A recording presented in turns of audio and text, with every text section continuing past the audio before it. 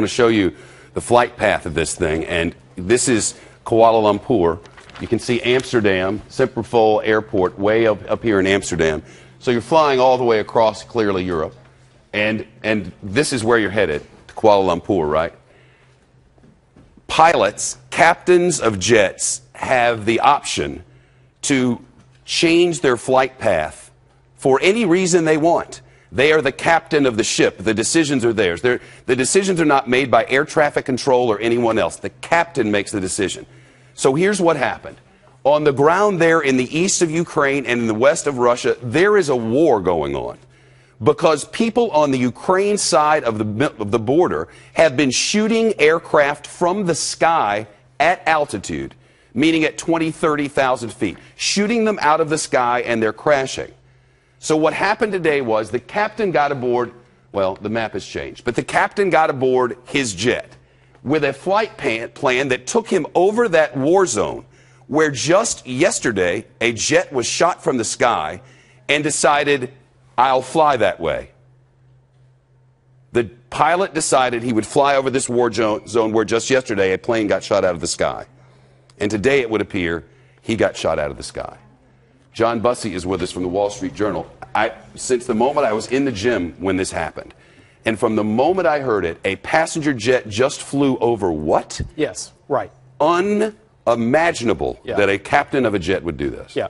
Well, not that this is his fault, not to pass blame, but what are you thinking? Yeah, and it's a dicey zone that has been getting worse very quickly. So it might have been that the airliner or the air traffic controllers thought that it was still safe, but over the last 4 days there was a lot of indications, as Jennifer Griffin has pointed out, a lot of indications that it wasn't safe. Cargo jet getting shot down by a missile on Monday. The Ukrainians saying one of their fighter jets shot down yesterday by a Russian plane, and now this. And Shep, you know, there's a long history of commercial jets flying into or over dicey areas and getting into trouble. In African conflicts where there have been commercial jets shot down. Remember Flight 007 back in the 1980s, the Korean jetliner that flew over part of Russia that was sensitive. It had flown off course, and it was shot down by the Russians. The United States in 1988, when this Iranian passenger jet flew out into the Persian Gulf, and the USS Vincennes, thinking that it was a fighter plane on the attack, shot down a commercial jet as well. We're monitoring our sister network, Sky News, in the United Kingdom. They have resources in the region, and this is the smoke that is coming from the ground, from the plane crash. The Ukrainian Interior Ministry now advises 295 people are dead. That is now confirmed from the Ukrainian Interior Ministry. I want to give you a little bit of background that I just got as we continue to watch these pictures, please, of what has happened in this region. June the 6th, the rebels say they shot down a Ukrainian AN-30 surveillance plane near the border, killed 3 people. June 14th, the separatists in Ukraine used a shoulder-fire missile to shoot down a large Ukrainian military transport jet and killed all 49 people on board. On July the 14th, pro-Russian militants in the east of Ukraine claimed responsibility for shooting down a Ukrainian military transport plane. July the 16th, Ukrainian fighter jet shot down in Ukrainian airspace. The Ukraine blamed the Russian military. And today, July the 17th, accidentally, it would now appear, from the best reporting that we have, these same separatists claim they were trying to shoot down a Ukrainian military jet and instead killed 295 people in a passenger jet flying over the airspace. Right. So this tragedy, the discussion now turns to 2 different directions. One is air traffic control around the world. How does this happen that a commercial jet flies over a very, very dangerous area where planes are getting shot down out of the sky? The second area that this moves into, the discussion fairly quickly, is what was Vladimir Putin's role in this? This missile system, if it was a missile, if the plane was shot down by the Buk missile system, was given to Ukraine by Russia.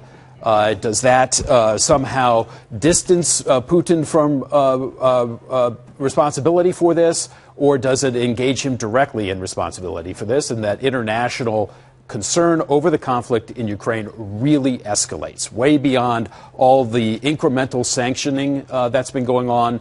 The Europeans are forced to step forward with much harsher measures. I want to show some pictures that are just coming in. I have it on my bat over here. These are pictures being sent in We've gotten these over Twitter, and we've confirmed that they're real. This is a piece of the plane in the countryside in Ukraine, in the east of Ukraine, not far from the border. This is the only one that I have up at the moment, but from the reporters on the ground, there are pictures we cannot show you because the remains of those who were on this plane are scattered all over the place. I would assume that we'll hear from the Pentagon, we'll hear from the President within a short period of time. He was leaving to go to an event. This event happened as Marine One, it's my understanding, was taking off from the White House, and the President is in transport. I suspect that we will hear from him soon. I wonder if and when we will hear from Vladimir Putin, because I figure he wants to get ahead of the message here. Yeah, you're good. The difference between this and Flight 370 couldn't be more stark. There was no information on Flight 370, and it dribbled in over days. This is the Malaysian jet that was lost over the Indian Ocean. There is going to be a wealth of information surrounding what happened here. Everything from eyewitnesses on the ground to U.S. military surveillance, which has been ongoing in this region and which has been significantly stepped up since the conflict began. So there'll be lots of data points to consider.